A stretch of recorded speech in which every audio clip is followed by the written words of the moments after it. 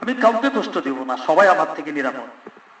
আমার পরিবারে, আমার প্রতিবেশী, আমার এলাকাবাসী, আমার অধীনস্থ, আমার অফিসের, আমার গ্রামের, আমার আন্ডারে যারা আছে, কাউকে কষ্ট দিব না, সবাই নিরাপদ। সহিহ বুখারীতে আসছে, আল মুসলিমু মান সালেমাল মুসলিমুনা মিন লিসানিহি ওয়া ইয়াদিহি। জামে তিরমিজিতে আসছে একই কথা বিভিন্ন ভঙ্গিমায়। আইয়ুল মুসলিম আফজালুন, শ্রেষ্ঠ মুসলিমকে রাসূল জবাব দিয়েছেন, শ্রেষ্ঠ মুসলিম সে যে তার হাত দ্বারা, তার জবান দ্বারা কাউকে কষ্ট দেয় না, সবাই নিরাপদ। কথার দ্বারা, কাজের দ্বারা, কোনো কিছু দিয়ে এক কথায় সবাইকে নিরাপত্তা দান করে, এ হলো শ্রেষ্ঠ মুসলিম। জোরে বলেন সুবহানাল্লাহ।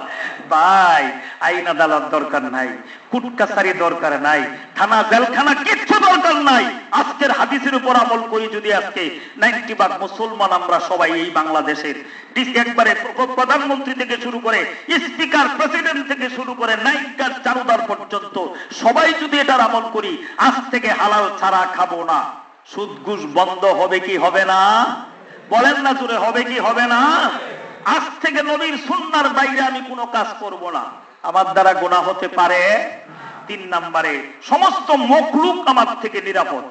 কোন মানুষ তো দূরের কথা, কোন প্রাণীকে আমি কষ্ট দিব না। আজকের মানবাধিকার বা বান্দার হক তাফসীরের বিষয়ের যে মূল অংশটুকু, আমি কাউকে কষ্ট দিব না, যথাসাধ্য উপকার করব। এই হাদিসটা যদি আমল করি, আমি দাখালাল জান্নাহ। দুনিয়াটাই, বাংলাদেশটাই আমার জন্য বেহেশত মদিনার সেই ইসলামী রাষ্ট্রের ছায়া হয়ে যাবে বাংলাদেশ। জোরে বলেন সুবহানাল্লাহ। বা একজন পুলিশ যদি এমন হয়ে যায়, একজন আসামি যদি এমন হয়ে যায়, একজন চোর যদি এটা আমল করে সে চুরি করতে পারবে না, না অন্যকে কষ্ট দেওয়া যাবে না, ক্ষতি করতে পারবো না, এটা সুন্নাহর খেলাফ, শরিয়ার খেলাফ।